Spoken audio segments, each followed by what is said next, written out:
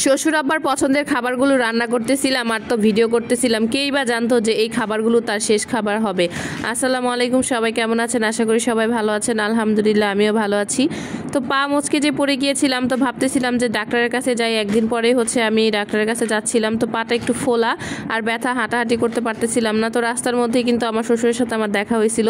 তো এখানে আমি বলতেছিলাম যে বাবা যাই একটু ডাক্তারের কাছে দেখাই আসি, পায়ের মানে কি হাঁটতে কিন্তু আমার কষ্টই হচ্ছিল, এক পা একটু করে হাঁটতেছিলাম, মানে ব্যথা প্রচণ্ড পরিমাণ। আর ব্যথা পেয়েছে আজকে কিন্তু প্রায় 10-11 দিন হয়ে গেছে।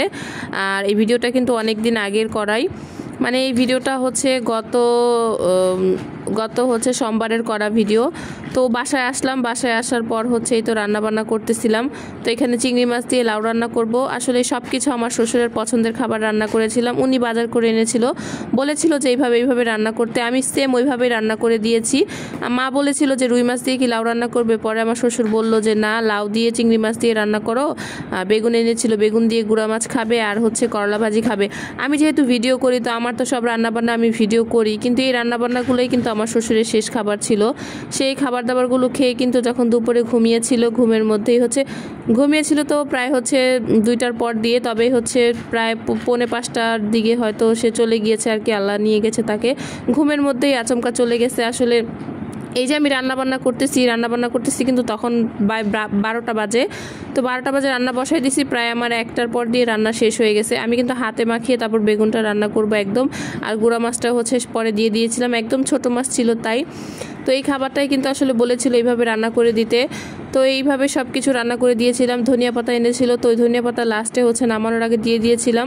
আমার শ্বশুর খুব বেশি লাউ খেতে পছন্দ করতো, ছোট মাছ খেতে পছন্দ করতো, আর করলা খেতে পছন্দ করতো।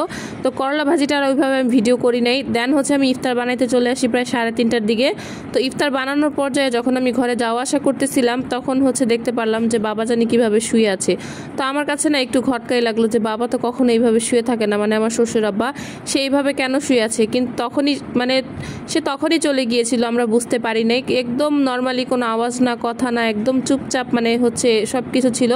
আমার শাশুড়ি আবার একটু বারান্দার মধ্যে মেশিন চালাইতেছিল, মানে সামনে যেহেতু ঈদ, তো ভাবছিল যে একটা জামা সেলাই করি। আমার শাশুড়ি কিন্তু মেশিনের কাজ পারে, তো আমিও পারি মোটামুটি।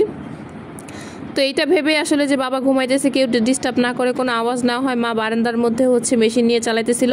আর আমার রান্নাঘরে আমি যাচ্ছিলাম, তখন দেখছি যে বাবা এইভাবে শুয়ে আছে। তো আমি না জানলা দিয়ে অনেকক্ষণ তাকাইছিলাম যে দেখি বাবা কেন এইভাবে শুয়ে আছে, কিন্তু না বুঝতে পারতেছিলাম না। আমি ভাবছি হয়তো তার শরীরটা ভালো না, তাই সেইভাবে শুয়ে আছে। আর মাকে বলবো ভেবো আমি কেন জানি আর বলে উঠতে পারলাম না। যাই হোক, একটু পরেই আমার শাশুড়ি যখন গিয়ে অনেকবার ডাক দিল, তো তারপরেই কোনো আওয়াজ নেই, কথা নেই, তখনই তো মা চিল্লানি দিল, আর এইভাবেই চলে গেল। তবে তার পছন্দের খাবারগুলো খেয়ে তারপর